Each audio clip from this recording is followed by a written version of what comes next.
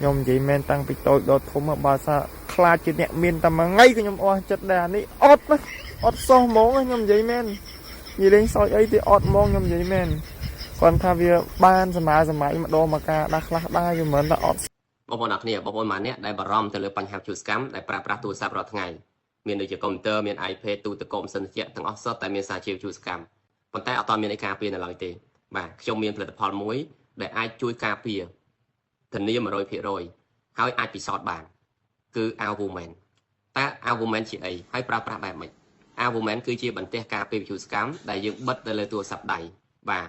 មានលក្ខណៈស្ដើងមែនទែនហើយបើដាក់ចេះដូរពណ៌ទៀតបងប្អូនស្ដើងបាទស្ដើងល្អហើយមិនឲ្យខូចសោភ័ណភាពទូរស័ព្ទឬក៏បងប្អូនអាចយកស្រោមមកដាក់លើអត់មានទឹកគឺងាយស្រួលប្រើប្រាស់មែនទែនបងប្អូនអរគ្នាវិទ្យុសកម្មធ្វើឲ្យយើងមានបញ្ហាជំងឺផ្សេងពិសេសជំងឺមហារីកបញ្ហាផ្លេចការចងចាំធ្វើឲ្យបងប្អូនឈឺក្បាលឈឺត្រចៀកចុកទ្រូង